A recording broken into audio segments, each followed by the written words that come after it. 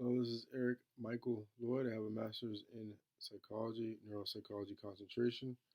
Today I want to read something from history.com. This is Collin Powell. This was written August 21st, 2018. Original was written November 9th, 2009. History.com editors. Jamaican American military official and diplomat Collin Powell was born in New York in 1937. After serving two tours in Vietnam, he ascended the military ranks while earning positions at the Pentagon and the Department of Defense.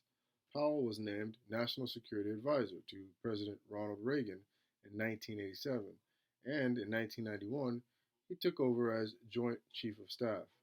He became a national figure during the Persian Gulf War, developing the Powell Doctrine, quote unquote, as chief military strategist.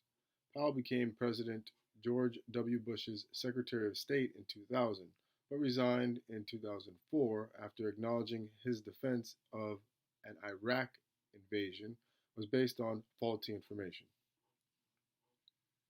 There was also a video that I saw on this channel that also states that. I'll put that video up as well. Early military career. Military official and diplomat. Born Collin Luther Powell on April 5, 1937 in Harlem, New York, the son of Jamaican immigrants Luther and Maud Powell, Collin was raised in the South Bronx. Powell was educated in the New York City public schools and graduated from Morris High School in 1954 without any definite plans for where he wanted to go in life. It was at City College of New York, where Powell studied geology, that he found his calling in the Reserve Officers Training Corps, ROTC. He soon became commander of his unit. This experience set him on a military career and gave him structure and direction in his life. After graduation in 1958, Powell was commissioned as a second lieutenant in the U.S. Army.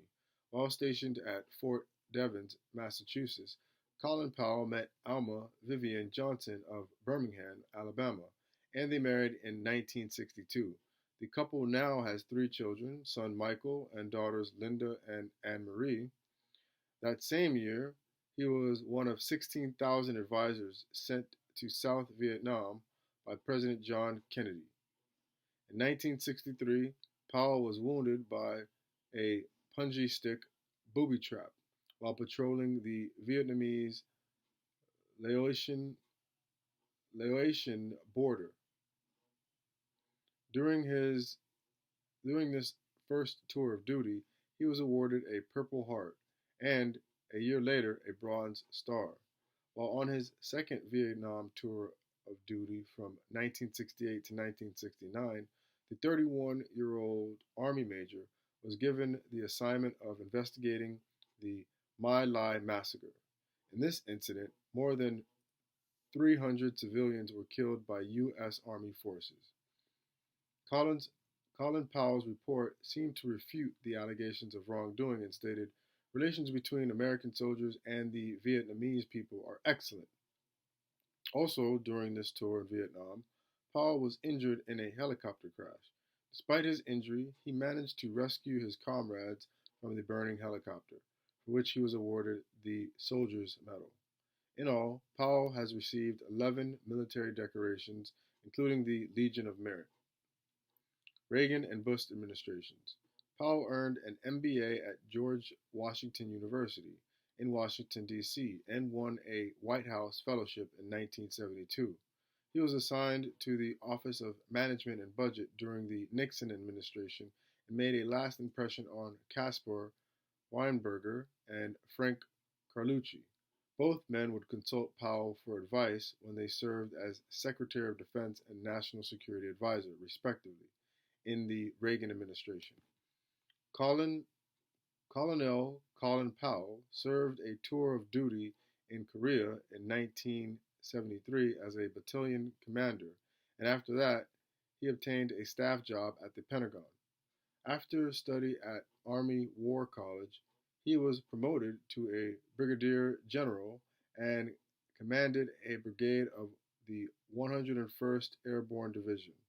In the Carter administration, he was an assistant to the Deputy Secretary of Defense and the Secretary of Energy. Promoted to Major General, he again assisted Frank Carlucci at the Department of Defense during the transition from the Carter to Reagan administration. He then served as senior military aide to Secretary of Defense Caspar Weinberger, helping to coordinate the invasion of Grenada and the bombing of Libya.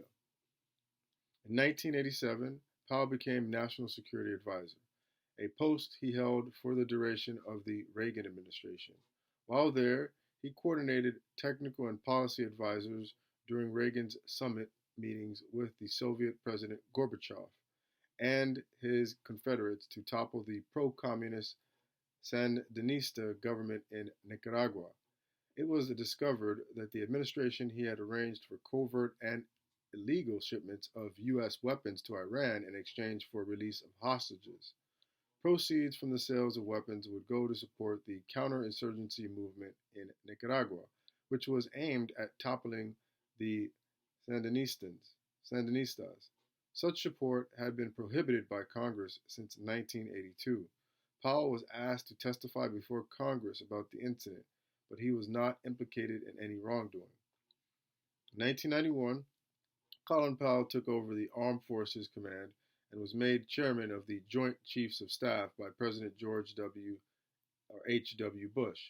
The post is the highest military position in the Department of Defense, and Powell was the first African American officer to receive that distinction. General Powell became a national figure during Desert Shield and Desert Storm operations in Iraq. As chief military strategist, he developed what became known as the Powell Doctrine, an approach to military conflicts that advocates using overwhelming force to maximize success and minimize casualties. He continued as chairman of the Joint Chiefs in the first few months of the Clinton administration. He publicly disagreed with the president on the issue of admitting gays into the military, although he eventually agreed to the don't ask, don't tell compromise. Iraq controversy. Collin Powell retired from the Army in 1993. In 1994, he joined Senator Sam Nunn and former President Jimmy Carter on a last-minute peacekeeping expedition to Haiti, which resulted in the end of military rule and a peaceful return to elected government in that country. In 1995, he published a best-selling autobiography, My American Journey, which chronicles his life and its influences, the ins and outs of military bureaucracy, and what he learned in his life about personal rules and character.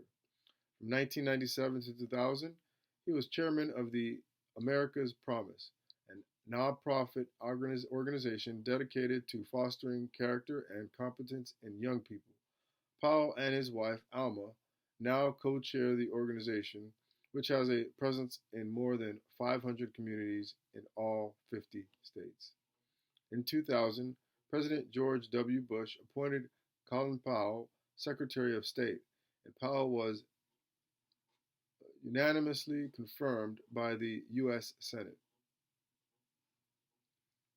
At that time, this was the highest rank in civilian government ever held by an African American. During his tenure, Powell came under fire for his role in building the case for the 2003 invasion of Iraq.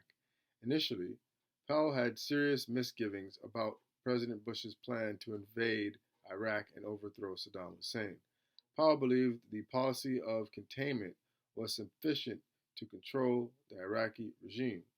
He warned Bush that a military invasion would consume the president's first term, and that if an attack were to occur, it should use overwhelming force and have broad international support. This support would be key to the rebuilding of Iraq. Bush decided to go to war, and in a crucial moment, Powell agreed to support the president. To advance the case for war with the international community, Powell appeared before the UN Security Council in February 2003 to present evidence that Iraq had concealed an ongoing weapons development program. Powell's reputation for integrity helped convince many in Congress and the country that Iraq posed an imminent threat. For the remainder of Bush's first term, Colin Powell tried to establish an international coalition to assist in the rebuilding of Iraq. In September 2004, he testified before Congress that the intelligence sources he used in his February presentation to the United Nations were wrong, and it was unlikely that Saddam had any stockpiles of weapons of mass destruction. Powell advised the committee of the necessity to reform the intelligence community in order to improve its gathering and analysis. In 2004, after acknowledging it was unlikely that Iraq possessed stockpiles of weapons of mass destruction, Powell announced his resignation as Secretary of State. National Security Advisor Condoleezza Rice was his successor. Retirement. Since his retirement, Powell has remained vocal on political topics, openly criticizing the Bush administration on a number of issues. In September 2006, Powell joined moderate Senate Republicans in supporting more rights and better treatment for detainees at the Guantanamo detention facility. In October 2008, Collin Powell made headlines again when he announced his endorsement of Barack Obama for president. Collin Powell has spent much of his life inspiring many with his leadership skills and life experiences. Along with his wife, Powell began America's Promise Alliance as part of their dedication to the well-being of children and youth of all socioeconomic levels and their commitment to seeing that young people receive the resources necessary to succeed. Collin Powell began his American journey from ordinary circumstances. His close-knit family provided support and a caring environment during his childhood.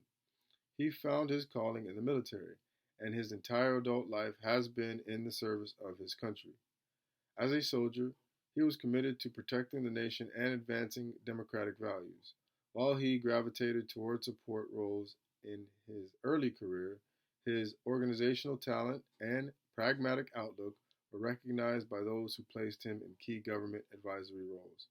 Biography is courtesy of bio.com. That's bio.com. Article title, Collin Powell, author, history.com, editors. Has the URL there as well. Once again, this is Eric Michael Loyd. I have a master's in psychology, neuropsychology concentration. Thank you for your time.